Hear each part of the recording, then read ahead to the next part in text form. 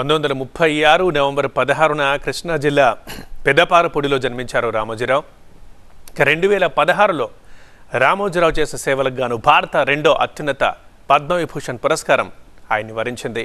రామోజీరావు అసలు పేరు చెరుకూరి రామయ్య. రామోజీరావు లాంటి వ్యక్తులు చాలా తక్కువ మంది ఉంటారు. ఎందుకంటే ఆయన ఏ రంగంలో కాలుమోపినా ఆ రంగంలో పేరు ప్రఖ్యాతులు సంపాదించారు. చాలామందికి ఉపాధి కల్పించారు. తనదైన ముద్ర మార్క్ వేశారు. సినీ రంగం తీసుకుంటే గనుక ఉషాకిరణ్ మూవీస్ అనే బ్యానర్ స్థాపించి ప్రత్యేకంగా కొన్ని కళాత్మక చిత్రాలను నిర్మించారు రామోజీరావు. తెలుగు చలనచిత్ర పరిశ్రమలో ఉషాకిరణ్ మూవీస్కి సంబంధించిన సినిమాల్ని తీసి ఒక పక్కన పెట్టొచ్చు, ఒక లిస్ట్లా పెట్టొచ్చు. అంటే ఆ సినిమాల్లో తన అభిరుచి కనిపిస్తూ ఉంటుంది. ముఖ్యంగా కళాత్మక సినిమాలు, కళలకు ఆయన ఎంత విలువిస్తారు, ఆయన అభిరుచి ఎలా ఉంటుందో ఆ సినిమాల్లో ప్రస్ఫుటంగా ప్రతిఫలిస్తూ ఉంటుంది. ఎవరైతే జీవితంలో పోరాటాలు చేశారో, ఎవరైతే కష్టపడ్డారో, ఎవరి జీవితాలైతే మార్గదర్శకంగా ఉంటాయి అని ఆయన అనుకున్నారో అలాంటి వాటిని, అలాంటి జీవితాలని తన సినిమాల్లో చూపించే ప్రయత్నం చేశారు. అలా ఎన్నో గొప్ప సినిమాలు తీశారు. తీసినవి తక్కువైన బ్యానర్ మీద అన్నీ గుర్తుండిపోయే చిత్రాలు. ఇక మీడియా రంగం మీద రామోజీరావు వేసిన ముద్ర అంతా ఇంత కాదు. ఇటు ఈనాడు పత్రిక, అదొక సంచలనం పత్రికా రంగంలో. తర్వాత ఈటీవీ, దాని ద్వారా తెలుగు ప్రేక్షకులకు చాలా దగ్గరయ్యారు. సీరియళ్ళు, సినిమాలు, దాని ద్వారా నచ్చిన సేవ ఎంతో ఎనలేనిది. సో మీడియా రంగంలో ఆయన పాత్ర మరవలేం. ఇక ప్రత్యక్షంగా రాజకీయాలు లేకపోయినా రాజకీయ రంగం మీద కూడా చాలా పెద్ద ప్రభావమే చూపించారు రామోజీరావు.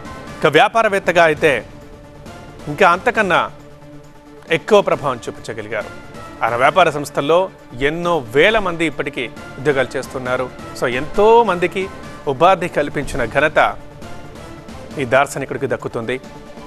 ఇక రామోజీ ఫిల్మ్ సిటీ అనే దాంతో ఒక్కసారిగా దేశాన్ని మొత్తం హైదరాబాద్ వైపు చూసేలా చేశారు. ఇలా వ్యాపారం కావచ్చు, సినిమా కావచ్చు, టీవీ కావచ్చు, పత్రిక కావచ్చు, ఏ రంగమైనా సరే ఖచ్చితంగా రామోజీరావు ఒకటి స్టార్ట్ చేశారు, ఒకటి మొదలుపెట్టారు, ఒకటి తీసుకుంటున్నారు అని అంటే ఆ మార్క్ స్పష్టంగా కనిపించింది. దాని గురించి జనాలు మాట్లాడుకున్నారు, దాన్ని చూశారు. అలా రామోజీరావు గత కొద్ది దశాబ్దాలుగా తన సంస్థలతో, తన వ్యాపారాలతో, తన అభిరుచితో, తన రచనలతో ప్రతి కుటుంబంలో ఒక భాగంగా మారారు. ఇలాంటి వారు చాలా తక్కువ మంది ఉంటారు.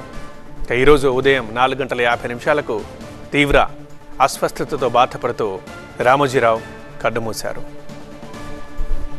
పనిలోనే విశ్రాంతి అన్న ప్రాథమిక సూత్రాన్ని బలంగా నమ్మే రామోజీరావు మృతికి ప్రముఖులందరూ కూడా సంతాపం తెలుపుతూ ఉన్నారు. రామోజీరావు అసలు పేరు చెరుకూరి రామయ్య. ఈటీవీ అధినేత, పత్రికా సంపాదకులు, ప్రచురణకర్త, సినీ నిర్మాత, వ్యాపారవేత్తగా పేరు ప్రఖ్యాతలు పొందారాయన. గుడివాడలోనే పాఠశాల విద్య, ఇంటర్, డిగ్రీ కూడా ఆయన అక్కడే చదువుకున్నారు. ఈనాడు గ్రూప్ సంస్థల చైర్మన్ రామోజీరావు ఇక లేరు. ఈ తెల్లవారుజామున 4:50 ఆయన తుది శ్వాస విడిచారు. అనారోగ్య కారణాలతో ఆయన కన్ను మూసినట్టుగా తెలుస్తోంది. హాస్పిటల్లో చికిత్స పొందుతూ ఆయన ఈ తెల్లవారుజామున తుది శ్వాస విడిచారు. 3 రోజుల క్రితం శ్వాస తీసుకోవడంలో ఇబ్బంది తలెత్తడంతో ఆయన్ను వెంటనే హాస్పిటల్కు తీసుకువెళ్లారు. అయితే పరీక్షలు చేసిన వైద్యులు ట్రీట్మెంట్ కూడా అందించారు. కానీ కాస్త క్రిటికల్గా ఆ తర్వాత ఆయన పరిస్థితి మారిపోయినట్టుగా తెలుస్తోంది. 2 రోజులుగా తీవ్ర అస్వస్థతతో వెంటిలేటర్పై వైద్య చికిత్స పొందుతూనే ఆయన తెల్లవారుజామున తుది శ్వాస విడిచారు. సరిగ్గా 4:50 ఆయన కన్నుమూశారు. ఫిల్మ్ సిటీలోని నివాసానికి ఆయన పార్థివ దేహాన్ని తరలించనున్నారు. రామోజీరావు వయసు 88 ఏళ్లు. వ్యాపార దిగ్గజంగా ఆయనకు చాలా గొప్ప పేరుంది.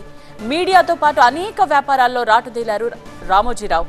ఈనాడు సంస్థలు మార్గదర్శి ముచ్చింతల్లోని స్టాచ్యూ ఆఫ్ ఈక్వాలిటీ ఆధ్యాత్మిక కేంద్రంలో Ilaiyaraaja live in concert. Samatha Ilayaragam June 8 సాయంత్రం 6 గంటల నుంచి.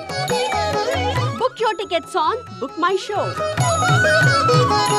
చిట్ ఫండ్స్, ప్రియా ఫుడ్స్ వంటి వ్యాపారాలు నెలకొల్పి ఎంతో మందికి ఉపాధి కల్పిస్తున్నారు. ఇక సీరియల్స్ ద్వారా ఎంతో మంది బుల్లితెర నటుల్ని పరిచయం చేసిన వ్యక్తి రామోజీరావు.